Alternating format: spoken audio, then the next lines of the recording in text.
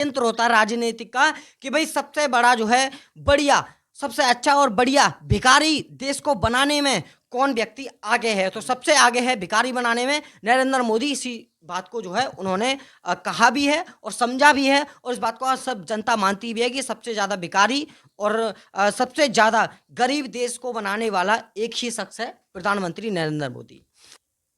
तो इंडिया गठबंधन के मेन मुखिया थे नीतीश जी, तो क्या लग रहा है आज देश के प्रधानमंत्री उन्होंने क्यों सोचा है मोदी जी को क्यों बनाना सोचा है देश का प्रधानमंत्री, क्या वजह रहेगा? आइए सबसे पहले बात करते हैं सोनू आज़ाद जी से। नमस्कार जी। जी नमस्कार, बहुत बहुत धन्यवाद। देखिए, प्रधानमंत्री नरेंद्र मोदी जो कि पिछले साल रह चुके थे और इस बार भी नीतीश कुमार ने घोषित कर दिया है कि प्रधानमंत्री नरेंद्र मोदी अगली साल यानी कि इसी साल में जो है इनको चुना जाए, और वो शपथ भी लेने वाले हैं कुछ समय बाद में, जिस समय हम वीडियो शूट कर रहे हैं जी।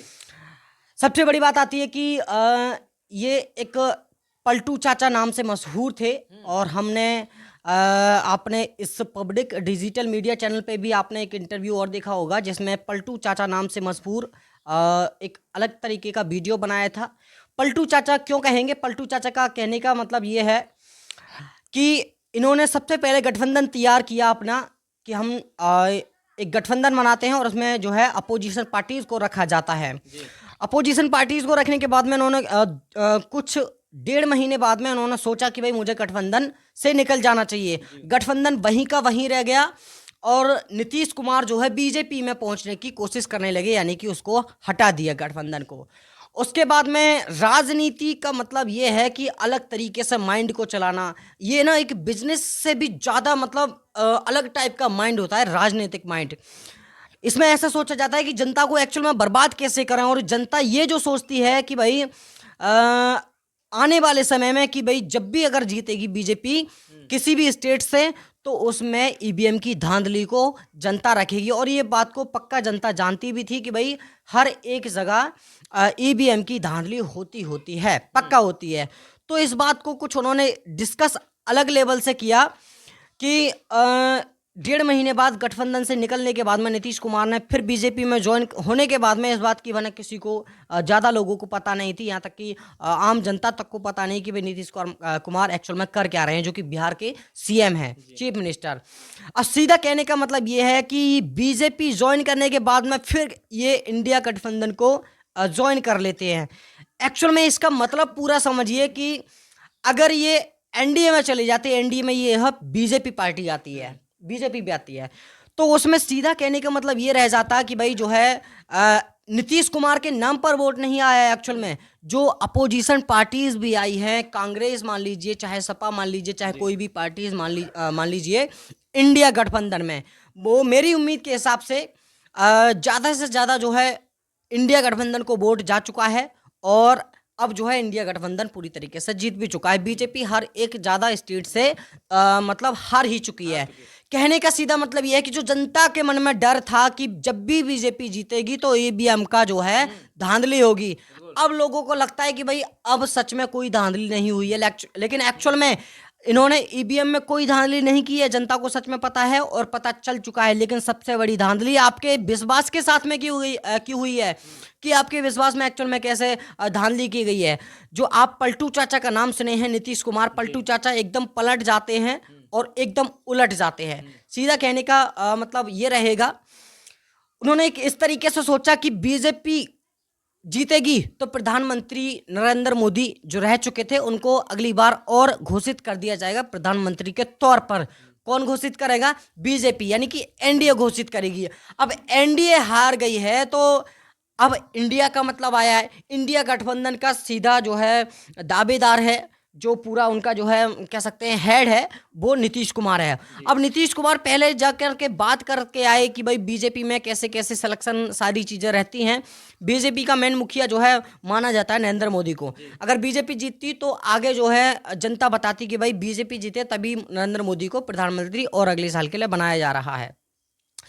अब इसमें सीएम नीतीश कुमार को भी और ऊंची पोस्ट चाहिए होती थी, क्योंकि अगर बीजेपी जीतने वाली होती बिहार से भी कहीं से भी तो बीजेपी के जो नीतीश कुमार हैं, सॉरी जो जेडीयू के नीतीश कुमार हैं, वो वहीं के वहीं लटके रह जाते हैं। अब सीधा सीधा कहने का सीधा मतलब ये है कि अब इंडिया गठबंधन का जो नीतीश कुमार है वो सोचने की कोशिश कर रहे हैं कि हम एक्चुअल में बनाएं किसे।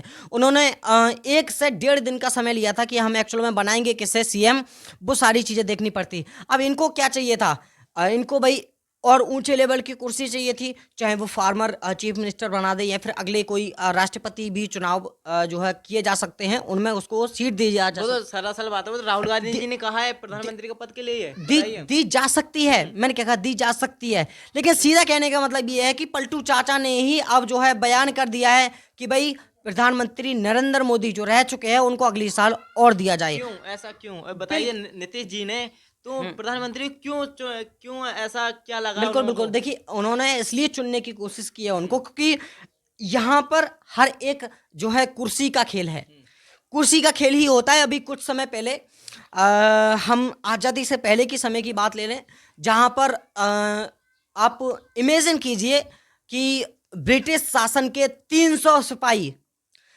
सिपाही और हमारे यहाँ के 80 सिपाही। हालांकि हमारे यहाँ पर एक सिपाही का मतलब होता था कि वो 50 को गिरा सकता था, आराम से गिरा सकता था। एक सिपाही हमारे यहाँ का 50 को गिरा सकता था, लेकिन हमारे यहाँ के 80 सिपाही वहाँ के 300 सिपाही आराम से, सॉरी इसमें एक थोड़ा सा बदलाव है, मैं उल्टा कर चुका हूँ इसको, यानी कि हमारे यहाँ के 300 सिपाही और वहाँ के 80 सिपाही। तो उन्होंने, ब्रिटिश शासन वालों ने सोचा कि भाई इस तरीके से तो हम जो है इनको हरा नहीं पाएंगे, यानी कि हम देश पर कब्जा नहीं कर पाएंगे, इंडिया पर कब्जा नहीं कर पाएंगे। तो उन्होंने एक राजनीतिक चाल मतलब खेली, जिस चाल में इन्होंने एक जो राजनेता था जो कि पूरे 300 सिपाहियों को कंट्रोल करता था, एक नेता जो कि पूरे जो है सिपाहियों को कंट्रोल करता, उसको ही खरीद लिया। उन्होंने एक अलग तरीके का माइंड चलाया कि भाई क्यों ना हम आर्मी ना लगा करके अपना दिमाग और पैसा खर्च करें। तो उसे एक लोभ लालच दिया कुर्सी का कि भाई तुम अपने सिपाहियों की बंदूकें, जो भी आपका हथियार हैं वो सब डाउन करवा दो, और हम जो आपको इसके बदले में हम आपको एक कुर्सी देंगे, जो एक कोई भी कुर्सी रह सकती है, जो आप जो है अपने देश को कंट्रोल कर सकते हो बैठ करके। ऐसा ब्रिटिश शासन वालों ने उसको लालच दिया। अब इस लालच में उसने पूरे मतलब एक ही व्यक्ति ने पूरी जनता की, पूरे भारतवासियों की मिट्टी में मतलब मिट्टी में मिला दिया सब भारतवासियों को। तब से ही जो है भारत जो है गुलाम बन चुका था।